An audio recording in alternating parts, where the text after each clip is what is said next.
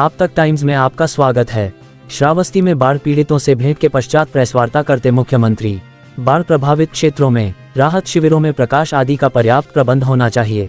यह संवेदना और सहयोग का समय है। हमारी पूरी टीम एकजुट होकर कार्य करे। बाढ़ प्रभावित क्षेत्रों में विभिन्न जलजनित मच्छर जनित बीमारियों के प्रसार की आशंका होती है। साथ ही सर्पदंश की घटनाएं बढ़ने की भी आशंका रहती है। ऐसे में राहत शिविरों के समीप स्वास्थ्य शिविर संचालित किए जाएं। यहाँ एंटी वेनम इंजेक्शन की उपलब्धता जरूर रहे। धन्यवाद।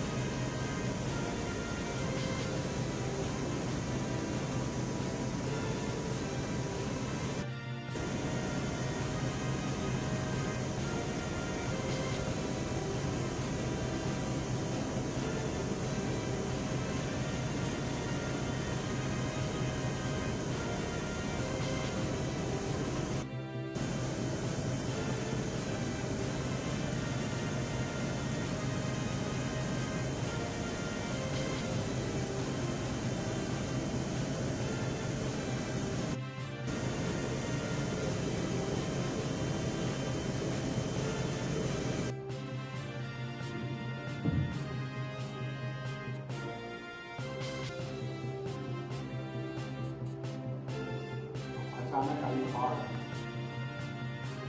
के कारण आम जनमानस को इस बाढ़ी जिला में प्रदेश सरकार की ओर से हम सबके प्रति अपनी संवेदना व्यक्त करने और सबको हर संभव सहायता के अभियान को तेज करने के क्रम में आज मैं श्रावस्ती आया हूं। कल मैंने जल शक्ति मंत्री को ही भेजा था। आज के इस कार्यक्रम में मंच पर उपस्थित जिला पंचायत के अध्यक्ष श्री ददन मिश्र जी, लोकप्रिय विधायक श्री राम पांडे जी,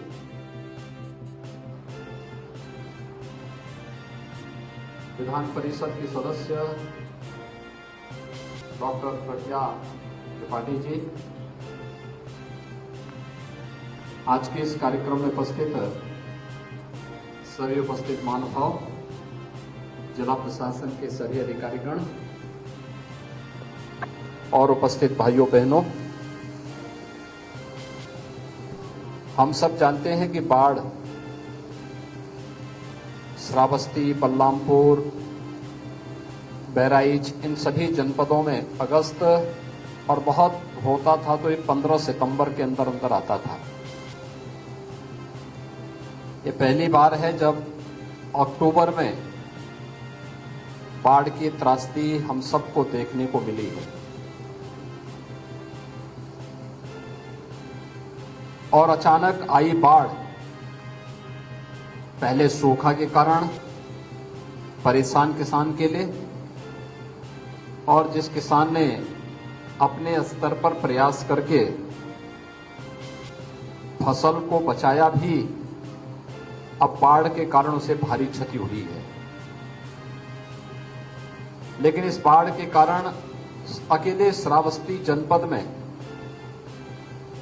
114 गांव प्रभावित हुए हैं, जिनमें लगभग 50 गांव पूरी तरह मैरून हैं।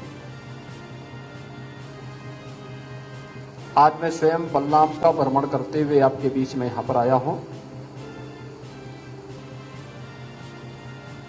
बाढ़ पीड़ितों के लिए एनडीआरएफ, एसडीआरएफ, पीएससी की फ्लड यूनिट, पुलिस के जवान, ये सब पहले से लगाए गए हैं।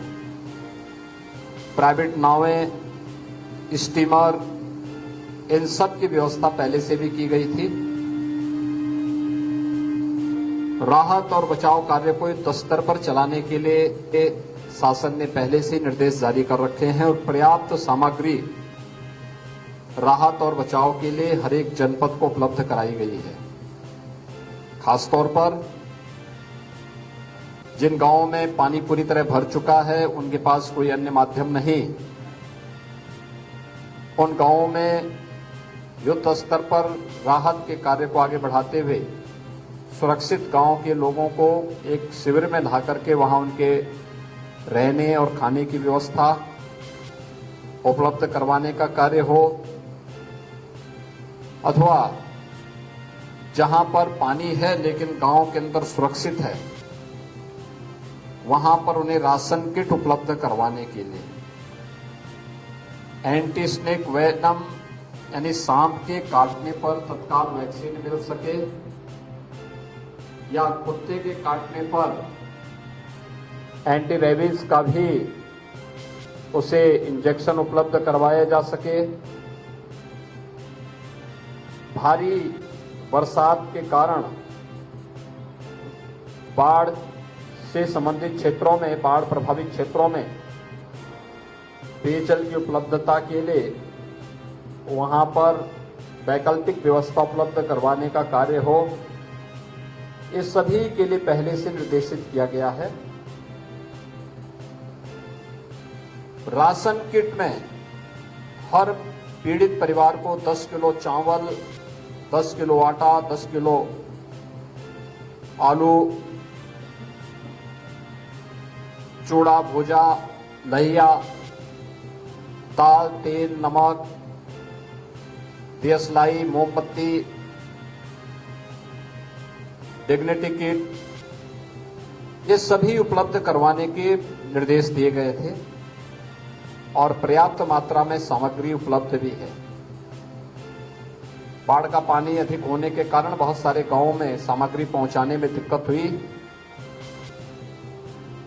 लेकिन प्रशासन को स्पष्ट निर्देश दिए गए कि युद्ध स्तर पर प्रत्येक पीढ़ी जानी चाहिए। किसी भी प्रकार की अनियमितता और शिकायत के लिए कोई जगह नहीं होनी चाहिए। पशुओं के लिए चारा के साथ साथ दवा की व्यवस्था और अन्य जरूरतमंदों को लंच पैकेट, भोजन के पैकेट भी उपलब्ध करवाने की व्यवस्था का स्पष्ट प्रावधान किया गया है। भाइयों बहनों, इस बार अचानक लगभग 12 से 15 जनपद ऐसे हैं जहां पर बाढ़ का प्रभाव पड़ा है और उन सभी जनपदों में युद्ध स्तर पर बचाव और राहत के कार्य प्रारंभ किए गए हैं। बाढ़ से बचाव के लिए भी अभियान युद्ध स्तर पर चल रहे हैं। मैं आज के दिन पर आपको आश्वस्त करने के लिए आया हूं कि किसी भी आपदा में, किसी भी प्रकार की जन और धन की हानि पर सरकार आपके साथ खड़ी रहेगी। बाढ़ जैसी त्रासदी में राहत कार्य युद्ध स्तर पर करने के लिए पहले से निर्देश दिए गए हैं। किसी भी आपदा में जन हानि पर 4 लाख रुपए की सहायता उस परिवार को तत्काल उपलब्ध करवाने के निर्देश दिए गए हैं।